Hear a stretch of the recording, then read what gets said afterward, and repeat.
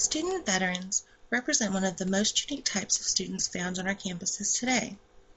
Student veterans are a rapidly growing subpopulation among campus communities, and as this population continues to grow, faculty, staff, and administrators prepare to meet the student veterans' needs. The word veteran is a legal term with multiple definitions depending on the source. A student veteran is any student who is a current or former member of the active duty military, the National Guard or Reserves, regardless of deployment status, combat experience, legal veteran status, or GI Bill use. The negative stereotypes perpetuated by the media serve to undermine what would be one of the most successful student populations in the nation. So what are some of these myths about student veterans? That they are crazy or ticking time bombs, that they're ready to snap at any moment, or that they have high dropout rates.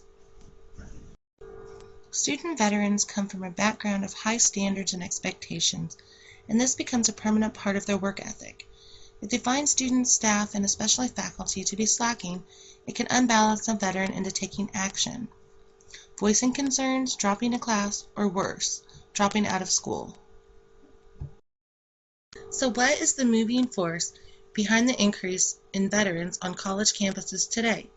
Two distinct points: budget cuts to the Department of Defense with a downsize as much as 20% of the total active force, and the post-9/11 GI Bill benefit. Veterans learn to be adaptive while in the military and can adapt to any environment. But as with all students, we cannot expect veterans to simply figure out what is going on at our various campuses. So what practices are currently utilized on college campuses to assist student veterans, as well as future recommendations? Currently, there is no federal tracking of student veterans' retention and success rates in higher education, and admissions staff have just recently begun to ask student veterans to self-identify on admissions forms, but many choose not to because they do not want to be stigmatized into a position in which they feel uncomfortable asking for help.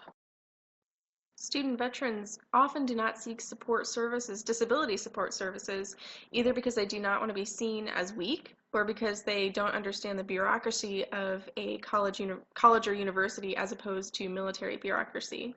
They're also confused by the terminology used in college, disability as opposed to wounded.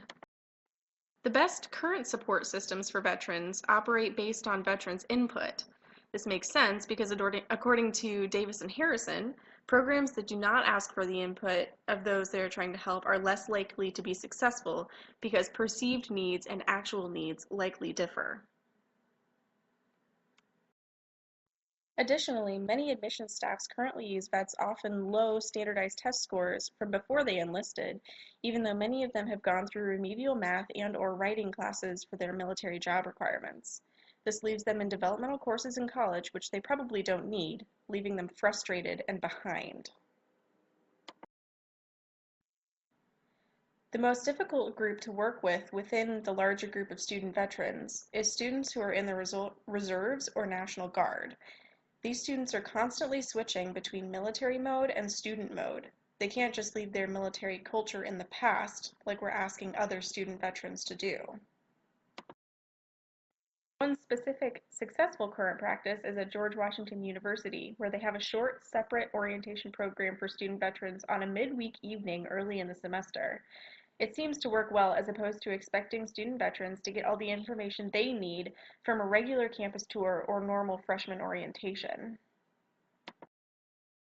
Additionally, Mount Wachusett Community College in Maryland leased a large area of land to build a rehabilitation center for veterans close to campus. Student veterans and their families can live in housing provided by the center and school, and they can go to school at MWCC, and they can get internships at the center in nursing and health services programs. So far, we've taken a look at why we should be focusing on the demographic of veteran students, as well as looked at what currently is happening at different universities across the country. Now, it's time to venture into the future to see what else we can be doing to better support these individuals. At many institutions across the country, you'll find offices or departments dedicated to supporting students who identify as a veteran or military status. These students can either be a student who has already been deployed and active in the military or currently active, such as ROTC. If your respective institution does not offer an office to support student veterans, we encourage you to try to connect with these students and help them feel more supported on campus. This can be through benefits, applying for grants, even getting them connected outside the classroom through community work. One thing that we have seen starting at some institutions and will probably increase in the future is having veteran students enroll for classes early, either due to their ROTC schedule or just to be in a smaller class size. You can also offer veteran-only, veteran-focused, and veteran-friendly courses. We learned earlier in the presentation that retention rates of veteran students are not being tracked. In the future, we recommend that we start tracking the retention rates of these students and work with the veterans to figure out ways that we can accommodate their needs and wants to help them be supported and the most successful that we can. On behalf of Kim, Tasha, and myself, Barb, we would like to thank you for watching this presentation, and hopefully you took something away from it. We hope that together, we all can make a difference.